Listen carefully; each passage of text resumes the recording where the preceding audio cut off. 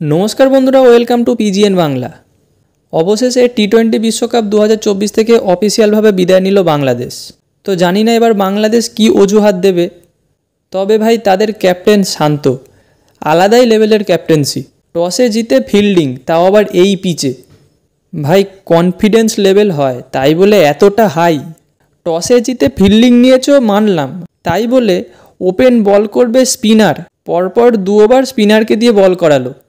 আরে ভাই টিমে দুটো স্ট্রাইক বোলার মোস্তাফিজুর রহমান আর তানজিব হাসান সাকিব যথেষ্ট ভালো বল করে এই দুজন পাওয়ার প্লেতে, কিন্তু তাদেরকে রেখে প্রথম 2 ওভার বল করালো সাকিবুল হাসান আর মেহেদি হাসান মিরাজকে দিয়ে।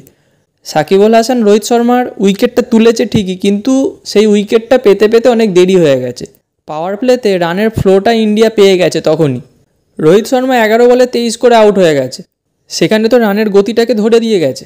তারপরে বিরাট কোহলির ফর্মে আসাটা জরুরি ছিল, সেটাও এসে গেছে। বেশ সুন্দর শট দেখেছি বিরাট কোহলির থেকে আজকে। ঋষভ পন্থ মোটামুটি ভালোই খেলেছে, কিন্তু তার একটা বদ অভ্যাস আছে, ওই বাজে শট খেলে আউট হওয়া। কিন্তু ঠিক আছে, রান করে দিয়ে গেছে।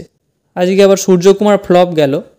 তবে শিবম দুবে আজকে রান পাবে জানতাম। প্রথমে যথেষ্ট স্লো ব্যাটিং করেছে, তারপরে পরপর 3টে 6 মেরে সেটা পুষিয়ে দিয়ে গেছে।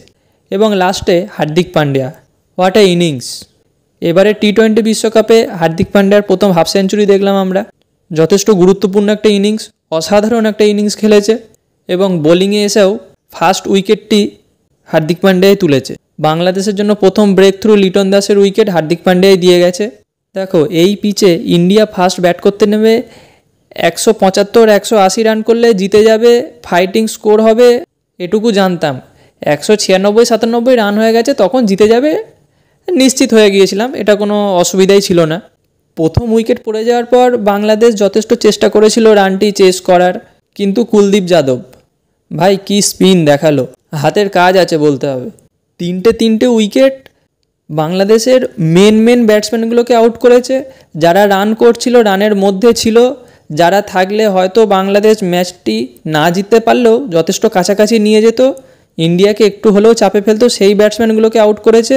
আর ভাই জাসপ্রীত বুমরা আলাদাই লেভেল, আবার দুটো উইকেট।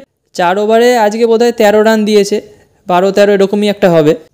আর শেষে গিয়ে অর্শদীপ সিং, তার কোটা 2 উইকেট, প্রত্যেক ম্যাচে তার 2টো উইকেট লাগবেই, সে তার কোটা ঠিক কমপ্লিট করে ফেললো 2টো উইকেট নিয়ে। আর বাংলাদেশের ওই বোলারটা তানজিন হাসান সাকিব, ভাই বিরাট কোহলিকে আউট করে এত অ্যাগ্রেশন দেখাচ্ছে যেন বাংলাদেশ ওখানেই ম্যাচটা জিতে গেছে। আরে ভাই খেলা বাকি আছে, আর এসব অ্যাগ্রেশন বিরাট কোহলির মতো প্লেয়ারকে দেখিয়ে লাভ নেই।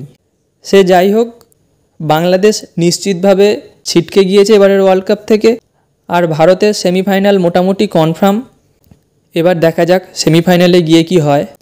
তো বন্ধুরা, এই ছিল আজকের ভিডিওটি ভালো লাগলে লাইক, কমেন্ট এবং শেয়ার করবে। আমাদের নতুন চ্যানেল সাবস্ক্রাইব করে চ্যানেলটির পাশে থাকবে। Bye bye.